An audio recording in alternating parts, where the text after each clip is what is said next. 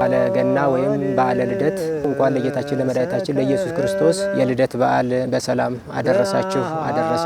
ከበሮች ከበጎች መካከል ከአህያዎች መካከል እንደተገኘ ያሳያል ማለት ነው። ይሄ ትህትናውን ነው የሚያሳየን ማለት ነው። አሁን ከዛ ከጨለማ ዘመን ወደሚደነቅ ብርሃን ተመልሳችኋል ነው የሚለው መጽሐፍ። ሞተን እንኳን የማይጠፋ ብርሃን የማናጣው ብርሃን ያ ብርሃን የክርስቶስ ብርሃን ይባላል።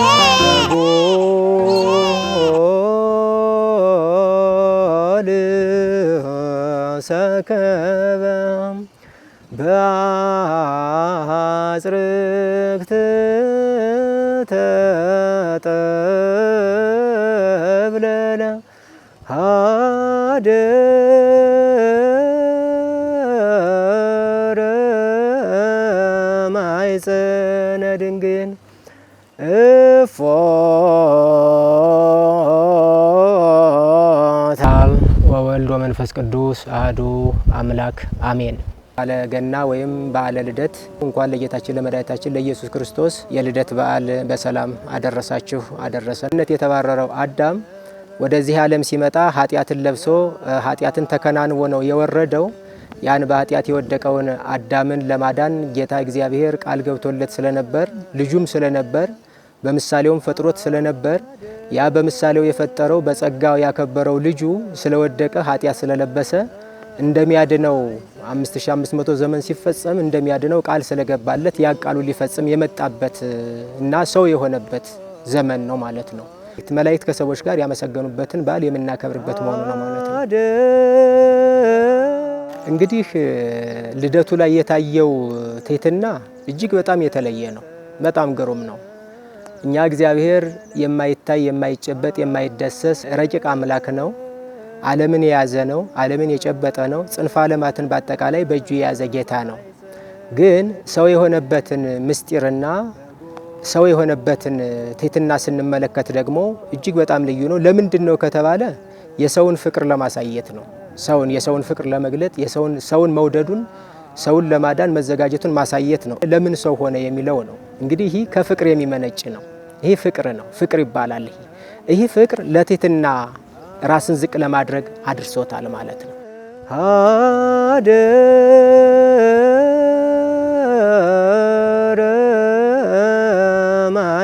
ይህ ታላቅ የእግዚአብሔር ፍቅር ራሱን ዝቅ እንዲያደርግ ራሱን ከሰማይ እንዲያወርድ የሰውን ስጋ እንዲለብስ አድርጎታል ማለት ነው። ለምን ከተባለ አዳም በጌታ በእግዚአብሔር አራያና ምሳሌ ስለተፈጠረ ያ የጌታ አራያና ምሳሌ ደግሞ ስለጠፋ ያን የጠፋውን ምሳሌና አራያ ለመመለስ የእግዚአብሔር ልጅ ሰው ሆኗል።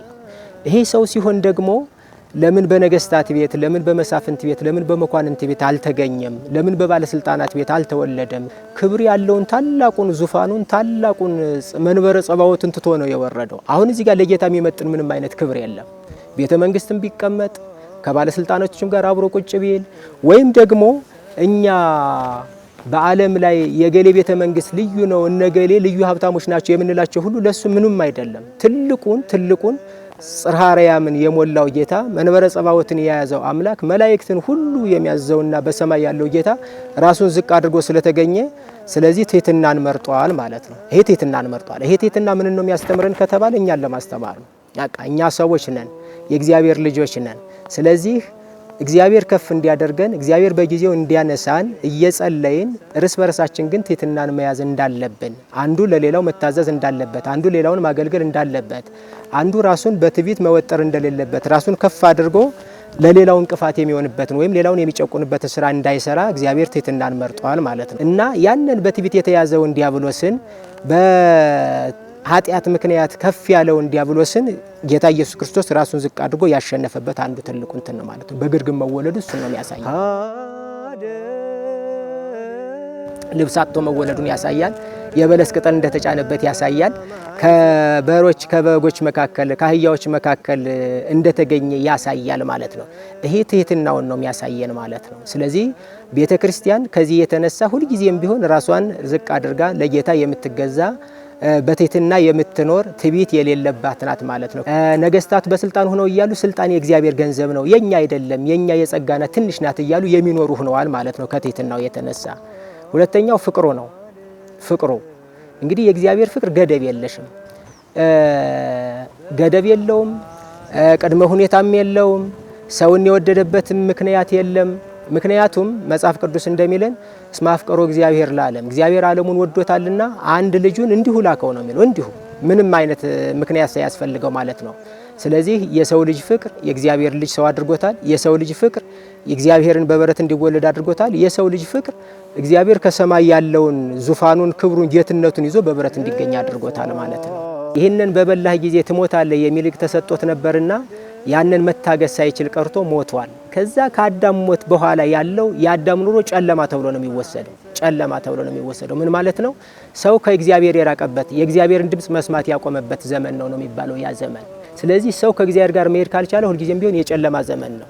ስለዚህ ያ የጨለማ ዘመን ክርስቶስ መጥቶ መንግስተ ሰማያት ቀርባለች ንስሐ ግቡ ብሎ ሰዎቹን እስኪሰብክና ለሰዎች ራሱን አሳልፎ እስከሚሰጥ ድረስ በቤተልሔም እስከሚወለድና መጨረሻ በቀራንዮ የቤተልሔሙ የድህነት መሰረት የተጣለበት ነው የሚባል መወለዱ የድህነት መሰረት የተጣለበት ነው። የእግዚአብሔር ብርሃን አልበራም፣ የእግዚአብሔር እውቀት አልመጣም። ሰው ከክብሩ ወርዷል፣ ሰው ከጸጋው ተገፏል፣ ሰው ከገነት ወጥቷል። ያንን የጨለማ ዘመን ብላ ቤተክርስቲያን ተወስደዋለች ማለት ነው። አሁን ከዛ ከጨለማ ዘመን ወደሚደነቅ ብርሃን ተመልሳችኋል ነው የሚለን መጽሐፍ ቅዱስ። ሞተን እንኳን የማይጠፋ ብርሃን ነው፣ የማናጣው ብርሃን ነው። ያ ብርሃን የክርስቶስ ብርሃን ይባላል። እኔ የዓለም ብርሃን ነኝ፣ በእኔ የሚመላለስ ሁሉ በጨለማ አይኖርም፣ ለዘላለም በብርሃን ይኖራል የተባለት ብርሃን ነው። በዚህ ያመኑት ምእመናን ይህንን የልደቱን ብርሃን የሚደነቅ ብርሃን ሆኖ ለቤተ ክርስቲያን ዘላለም ሲያበራ የሚኖር ብርሃን ሆኖላታል። አሁን ቤተ ክርስቲያን 24 ሰዓት ታመሰግናለች። ለቤተ ክርስቲያን ቀን ነው፣ ጨለማ የሚባል የለም። ለምን? ክርስቶስ ተወልዷል፣ በክርስቶስ አምናለች። የክርስቶስ ብርሃን ለዘላለም ሕይወት ሆኖላታል ማለት ነው።